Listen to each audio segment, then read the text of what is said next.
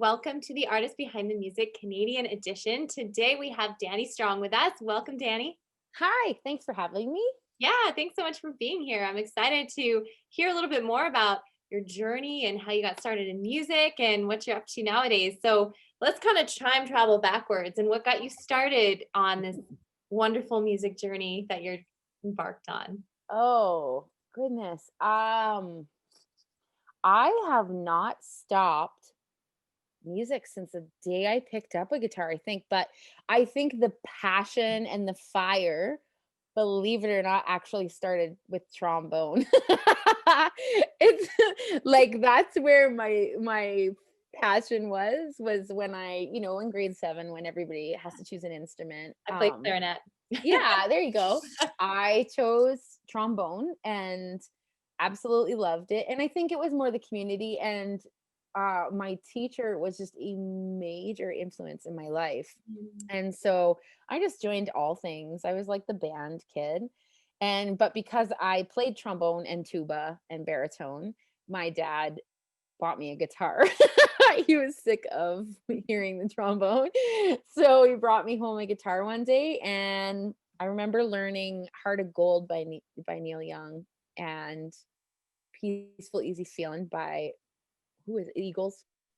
And and then that was it. There's no turning back. I just took those chords that were in those two songs in my dad's like guitar book and Yeah. started writing like the worst songs in life. And it was great. And I haven't stopped. Literally haven't stopped. So 12.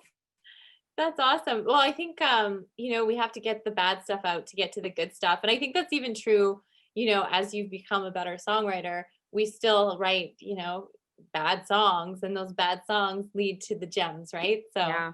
yeah. Yeah, I agree. Yeah, there were some doozies. There were some Do you doozies. remember the first one you ever created? I was trying to think about the first one that I ever wrote. I actually think it was about my best friend Lisa in grade 9 and her last name was Murray and my dad used to call her Burrhead. She was this tiny tiny little thing and I remember the melody. I don't remember the choruses, the I don't know. It was like, "Your head over head, you'll never be tall. It runs in the family, and you can't do it all." I'm pretty sure it's something like that. I haven't sang that There you for go. a The couple start of a hit maker. seconds. And that's what a professional songwriter looks like. Just like that. Oh, that's awesome. And then when did you know you wanted to do music as a career? Right away. Like literally that it has been the only thing in my life that is the only thing I want to do ever. Like I always say I'm like the worst. I'm terrified of commitment. Because I always joke about how we live in Kimberley and I was like, I think I want to call this my forever home, but I would never say that about anything. But music is like the thing. Like music has been the thing. It's been the only thing that's been constant in my life. so so yeah, forever since the day I picked up that guitar and trombone. Oh, that's great. But I wanted to be a music teacher originally. Yeah. So that was what I didn't plan on being a songwriter and all that. I wanted to be a music teacher and conduct bands and conduct like symphonies and stuff. And then I dropped out of university and so that was not an option anymore. That was So, commitment. yeah, yeah, that was just my grades decided my future. My bad grades were like, "Oh, you're just going to have to write songs now." I'm with you. I left university writing a song, I think. Yeah, we all did. I'm done. I'm gonna be Yeah, a I'm rock gonna go star. record an album now. So you have a pretty interesting story about a song that you wrote being taken away from you, or somebody stole it. Stolen. Yeah. Sorry, someone stole your song and kind of made a name for themselves or something with that. I want to hear the version of the story from you. That is the craziest story. It's tough to summarize. So in 2015, my husband and I had decided that's it. We're done music. Um, And we were going that in 2015, we were going to move to British Columbia from Toronto. And so we had signed the real estate papers and everything. And he had done music. So I hadn't really made it per se at that time, but I had been doing it for a decade. But Grant was in this band called The Salads, and he toured like everywhere and really did it. And then all of a sudden we were like, okay, we should probably grow up. Maybe we'll move to BC. Grow up. Right? Yeah. You know, I don't know, two musicians and two kids were like, what are we doing? So we were like, okay, we're going to move and we'll sell our house, sign the real estate papers on the Friday. And then on the Monday morning, I woke up, it was an email first. And I checked the email, and it was from this producer of a television show in Florida called Do I Have a Hit Song? And he just said, oh, there's this girl on our show, and I don't know, it was just this weird email. There's this girl on our show and she's using your song.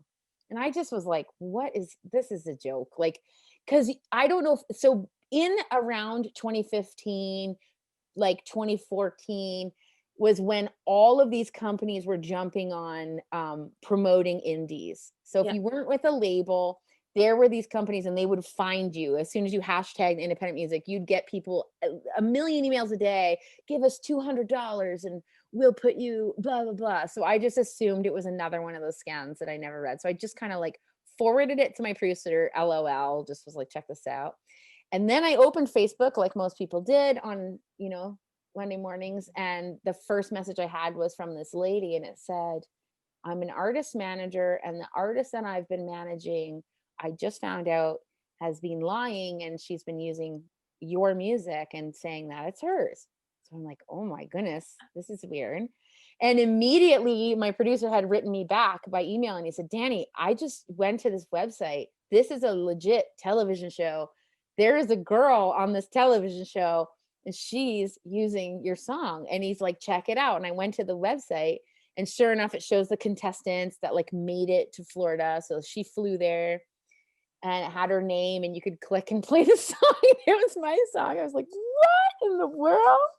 So then I just was like, kind of like, oh, I didn't know how to take it at the time. Right. So I immediately did like a little post. I thought it was funny. So I put a link to the show's website on my Facebook page, and I said, check it out. Some broad Stillman music. And I kind of left it at that. And then all my fans and friends or whatever on Facebook started to Google her and found all of the stuff that she had been doing with my songs. Like I was getting interviews from radio DJs, from people that were playing the song and then interviewing her about it. The worst part was that she said her story for the song. So it was my song Time to Breathe, by the way, which in the end was my title track of my first record because of this. But she told people that it was because of a child that had passed away. And so she wrote it for the parents of this child. This family exists. So this family actually thinks that this song was written for their child that passed away, which is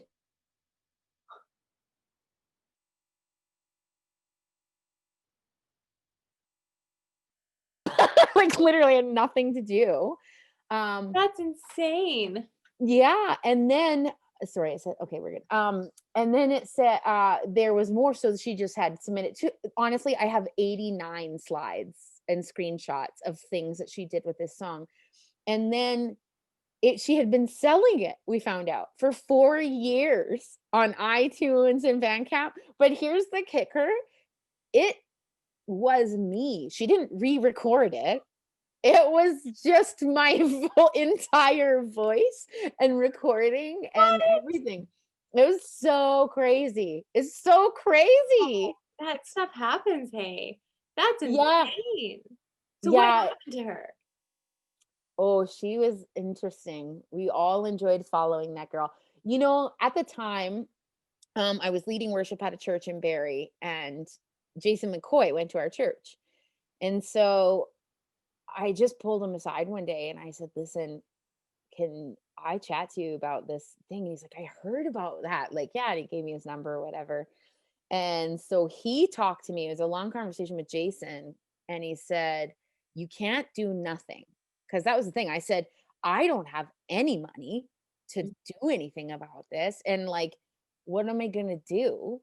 And he said, you can't do nothing. I'll never forget that, because he was like, we can't let this happen. Like, this can't happen. This can't happen on the SoCan front. It can't happen on as a songwriter, like these platforms, because she stole it off of Reverb Nation. Like, that's why I didn't know, because that platform was like, I didn't even open it in years.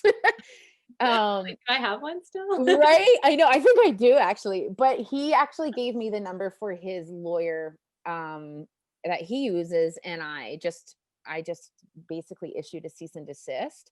Yeah. And so she took everything down that she had, and that was basically it, I guess. Like, it just, there was a lot. So so it was on a show, like, and it was, and she had already been there, like, got on stage. She couldn't play music for her life depended on it. And she was literally standing on stage holding a guitar. I have the footage. I'm not supposed to have it. I'm not allowed to show anybody because of lawyer issues with the Yeah. television show, but that is the most amazing thing I've ever witnessed. Like, this girl getting on stage on a television show.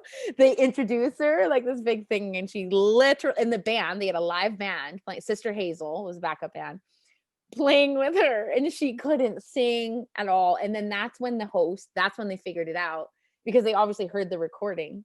Yeah. And it's not an easy song to sing. It's one of my hardest songs. And Drew Copeland of Sister Hazel was the host of the show, and he's a musician, so he totally knew something was up, and he stopped her mid-song, walked out on stage during the filming, and was like, so who played on this in the studio? Like, and she's like, I did. And he's like, you played everything? And she's like, I played everything. And then he goes, drums, bass. She cuts him off. She's like, drums, bass, guitar, piano, vocals. I did everything. I like, literally, I watched this happen. So you know what? It's sad. It's actually a sad story. Yeah, which is why I don't normally, like, I don't say her name. And Oh yeah, no, we don't need and I'm grateful in the end. Like, that's what everybody asked me, like, what did you do? I'm like, I got a career out of it. Literally got a career out of it, because all of a sudden, 10 years later, I've been doing it for 10 years. Nothing changed. It's all the same songs. But now I had a story that the publicists were going crazy over. I had publicists from New York, LA, because I had been on Nashville Star.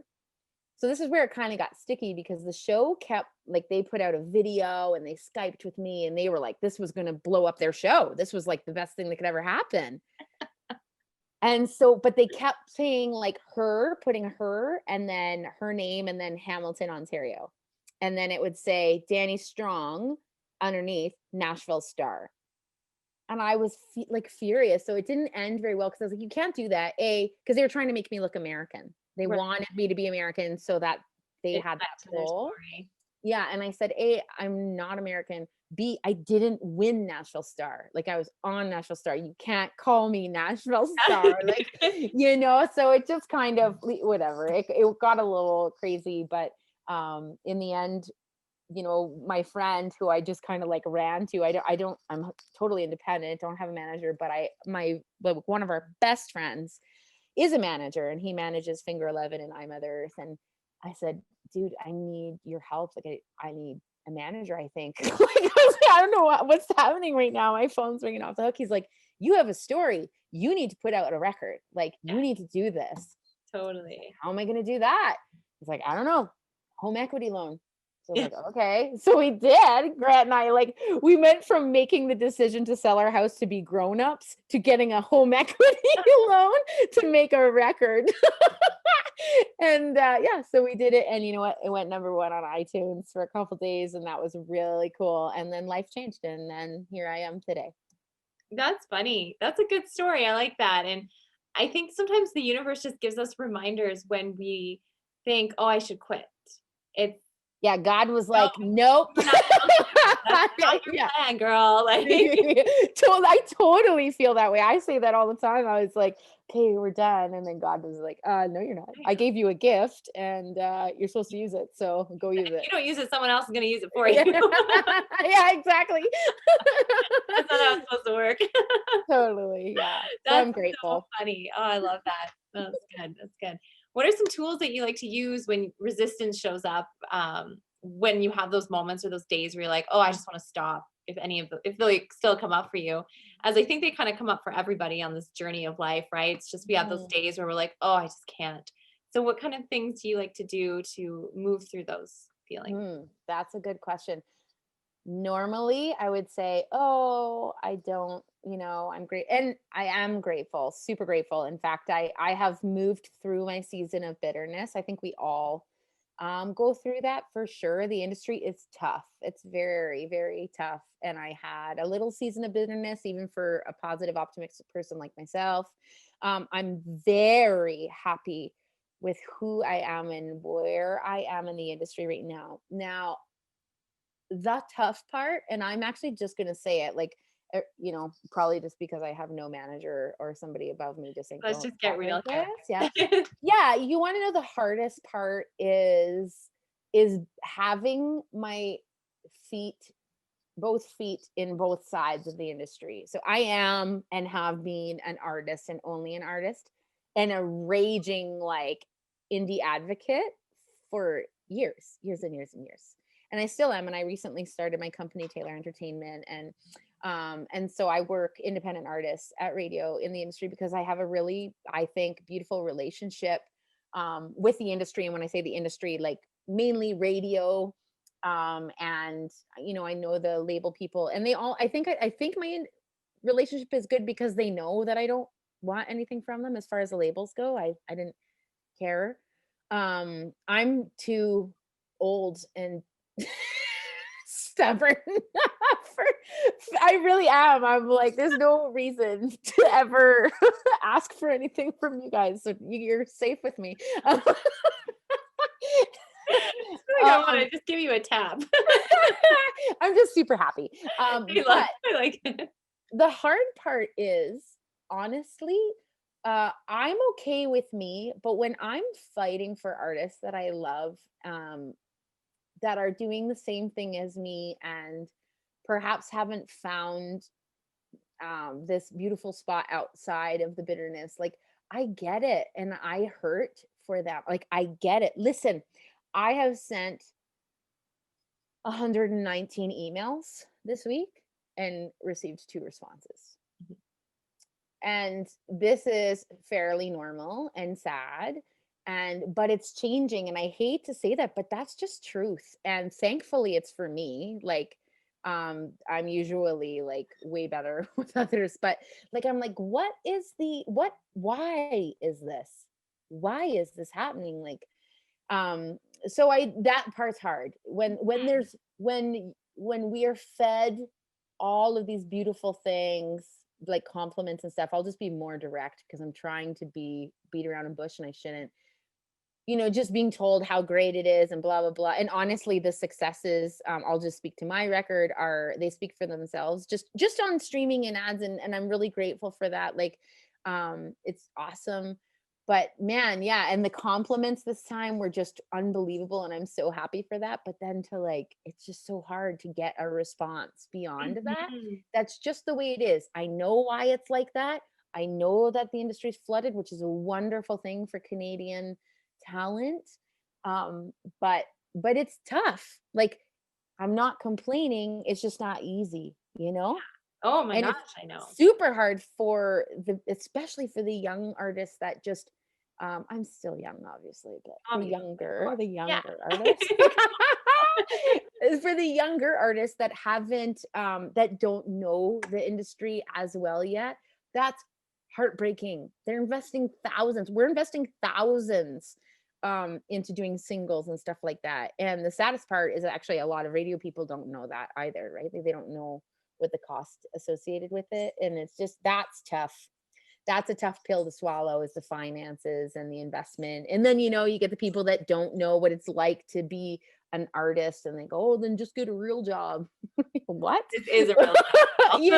Like, I literally work around the clock, but whatever, it's just, this is why I have been like, okay, then I tried to take my hiatus. I tried to, quit music for a little bit, just work the 9 to 5, go to work, come home, not think about work.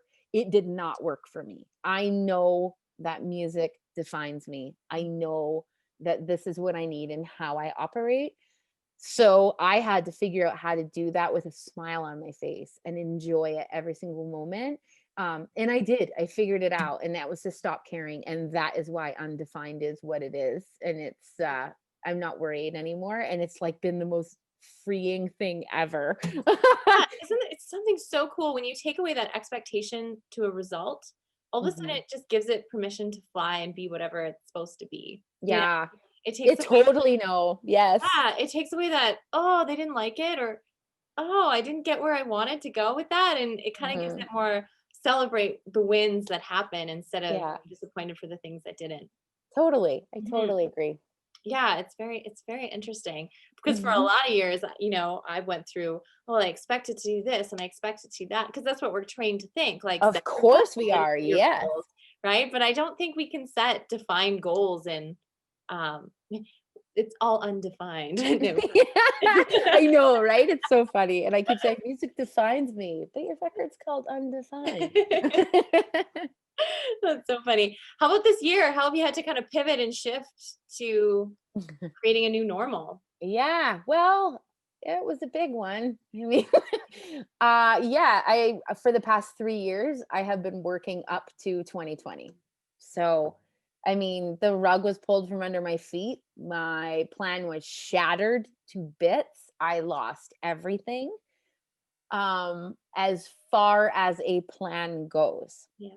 So I think if it was many other people, they might have been beyond devastated. Like literally, my first single of 2020 came out on March 13th, Wild Summer, and we canceled the tour on March 14th. So it was devastating, absolutely devastating. But this is where, just my personality, I guess, kind of helps. It is what it is. I have to live life it is what it is.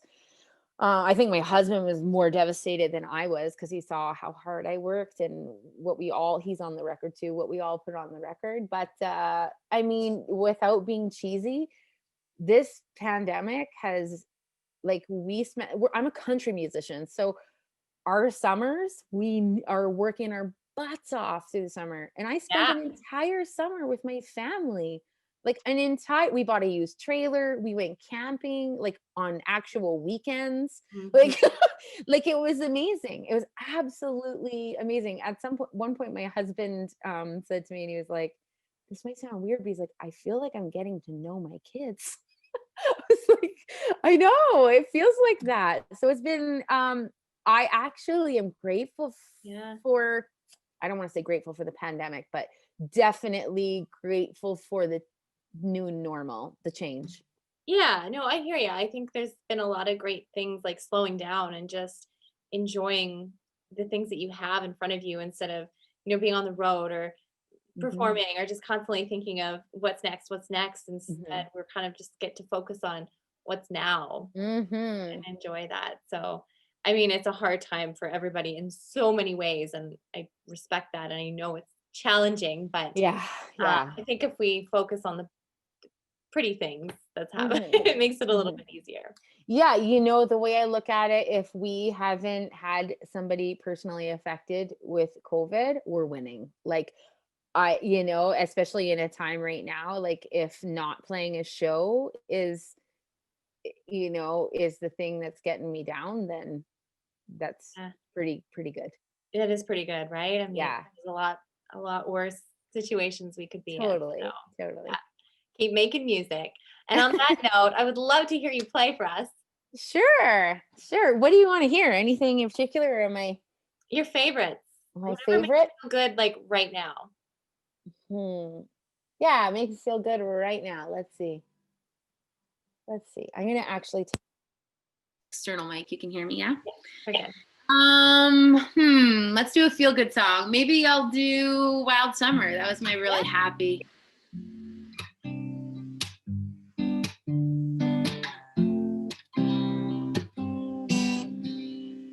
Took our time, sunset right on the water. Dark red sky, perfect for I love you. You knew that you knew, like they say, true. lovers do. We had those summer vibes when we were singing those words and loving them songs. You took your time with me. I didn't mind that you were coming in fast and making it last. We were just living a dream. We had a wild summer. We had a wild summer. And we were singing, eh, oh, eh, eh. We had a wild, eh, oh, eh, eh. Rode that wave out into the open. I just prayed, thank God for the moment, 'cause I knew that I knew, like they say, true lovers do. We had those summer vibes when we were singing those words and loving them songs. You took your time with me. I didn't mind that you were coming in fast and making it last. We were just living a dream. We had a wild summer. We had a wild summer. And we were singing, eh, oh, eh, eh. We had a wild, eh, oh, eh, eh. We had a wild summer. It's like a light shone down, broke right through the cloud and said you're meant for me. Yeah, you were meant for me. And it wouldn't matter if the world shattered when you're here with me. I love you here with me. Whoa. We had a wild summer. Summer past when we were singing those words and loving them songs. You took your time with me. And I didn't mind that you were coming in fast and making it last. We were just living a dream. We had a wild summer. We had a wild summer. And we were singing, eh, oh, eh, eh. We had a wild, eh, oh, eh, eh. Took our time, sunset right on the water. Maybe I'm Amazed was the song that played when you said, I love you. I love that song. Yeah, I was like, it's so snowy out my window right now. Wild summer. I'm missing. You just said like what feel good song, and I was like, this is a feel. Oh, that is a feel good song. It just makes you want to drive. Actually, you know, there's those songs you just want to crank them and get in your car and just be on the highway. Super carefree song. Yeah. Yeah. Yeah. That's great. That's great. Thank you. Feel good song. How do you like to write when you're writing? Are you a solo writer? Do you like to co-write with people? Do you have a process? I have literally never co-written a song, and Really? yeah, I have my first co-write scheduled with the fellows from the Prairie States on Monday night, and I'm really excited. Cool. My process changes all the time, so I actually find it's funny because I do a lot of writing for my job. So I do music therapy at the Drug and Alcohol Treatment Center here in the Kootenays. And so it's awesome. So I'll do that. We use music as a tool, right? As a process. I mean, gosh, that's what got me through life, is writing music, literally. And so I kind of teach it as a tool to cope, as a tool to process. And it's just been such a beautiful thing to do with the clients. And as one of our counselors says at the center, he always says, paper is power. And I loved when he said that, because it's like, I know, like when you're writing. Yes, I agree completely. Yeah. So we've just been doing, I always like teach different ways to do it. I don't have a process. It's usually an idea that hits me first. But I'm actually a music person. Like I definitely will sing syllables and a melody over something that I like. Yeah. then, which is so terrible because then it really directs it really directs my lyrics, because I'm so particular about the melody and the syllables that I'll like just put any old word. So the cadence fits. Yeah. Right? Oh, yeah, totally. Like my song Bug in the Bed is the prime example. I'm always like, if people are like, what's that about? I'm like, I don't know. It just was like a really great like It's a cool syllables match. the weirdest song ever because I wrote it like that. I was like, I liked the music and that was how many syllables I needed. And I think that's what makes you unique, right? So own that. So weird. That's amazing. Well, I'd love to hear another song. Oh, What else you got? I'll play another one. Yeah. Let's do healing today. Yeah, I'll do healing. I need a minor chord as I start this war. The battle of millions, opinions, uneducated love. She's much too young to feel this numb, just keeps putting it off. Pop them pills, stunt those thrills, she's feeling too much love. She'll be fine to pay me mine, she'll get over this. Keep her high, feet of those lies, we're controlling this. How can this be the answer? How can this be the way? Tell me, what are the chances? According to you, will I be okay when I need healing? Healing and healing. Healing. You got your shades on and you look pretty, but you can't see the cloud that's over me. I'm getting pulled down, feel so heavy. She said, come on, man, don't say it's happening again. It's not so easy now. You can't snap me out of the darkness that's been settling when I feel so close to heaven or the end.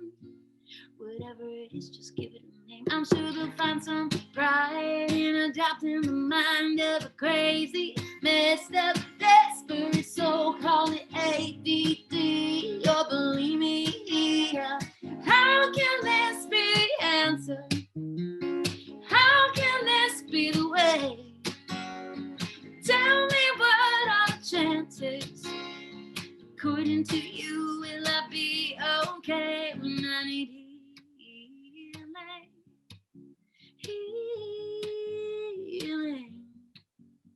Healing.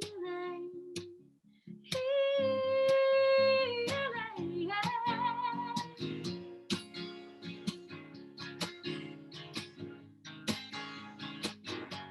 Oh, how can this be the answer? How can this be the way? Tell me, what are the chances? According to you, will I be okay when I need healing? Healing. We all need healing.